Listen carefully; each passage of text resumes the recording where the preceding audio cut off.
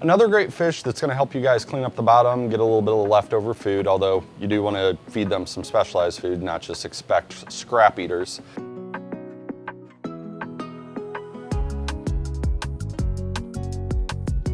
Hey guys, I'm Eric. We're at the Tye-Dyed Iguana, and I'm going to show you a few of the best beginner fish for you. Now we can start off with my favorite, which is going to be the white cloud mountain minnow. Now here we do carry 3 different ones currently. We have a golden white cloud, standard white cloud, and a long fin white cloud. Not a whole lot of the long fins in right now. They're a little bit harder for me to get, but anyways, besides that, white clouds are great at kind of just starting a tank. They're pretty resilient fish, easy to care for. If you're looking to breed a fish, they breed pretty easy as long as you don't have a lot of bottom feeders eating their eggs. But they are a very cool fish, kind of flashy. They got some interesting colors, patterns, and variety that you can go with. They are a very peaceful fish as well.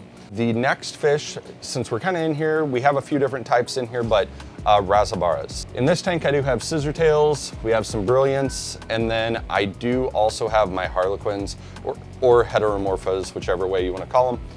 The heteromorphas are probably my favorite of the Razabaras. Colors are really interesting, and they are very, very peaceful. They school really well. Razabaras in general school really well.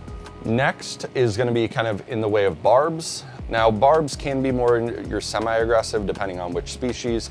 Cherry barbs aren't as aggressive, while you can kind of go over into like your tiger barbs, which are very easy to take care of. Really good eaters, look really good, a lot of movement, but they tend to be a little bit more in the way of like fin nippers. All right guys, so our next group is going to be our live bearers. Now the live bearers are things like your guppies, mollies, platies. Those are kind of your basic ones. Then there's like swordtails and things like that once you get a little bit fancier. Those guys are going to be really easy to care for, really peaceful fish for the most part. They do breed like crazy, so be prepared for that. Maybe just go with males or just females, but they are really awesome fish, especially if you are wanting to start out breeding and just try some things different.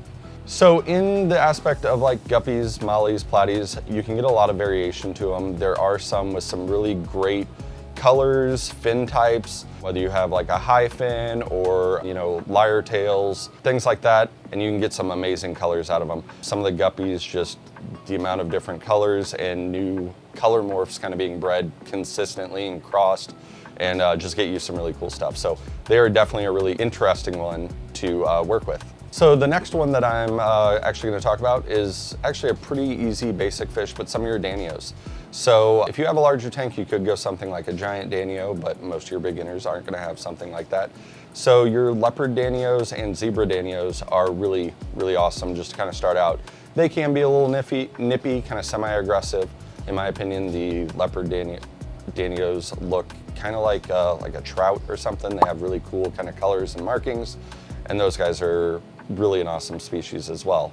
Another great fish that's going to help you guys clean up the bottom, get a little bit of leftover food, although you do want to feed them some specialized food, not just expect scrap eaters.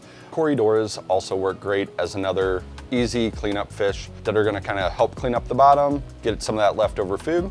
I would also recommend something like a bristlenose pleco. Do not go with a common pleco. They get way too big for most people's tanks. Things like a bristlenose plecostomus or maybe like a clown plecostomus. Those are going to be some of your nice entry-level kind of algae eaters that are going to help out a little bit in your tank, and something that everybody seems like they want regardless of what they do. But I do recommend those as opposed to going with a common pleco unless you have like a massive enclosure. The last one that I'm going to talk about is going to be a beta. Now betas, the nice part easy about them is as long as you're doing consistent water changes and taking care of the tank properly, they really aren't that finicky, but they do need a decent size enclosure. We don't recommend, you know, your basic 1 gallon, 5 gallons or larger are a great option for a beta, especially if you're just doing one.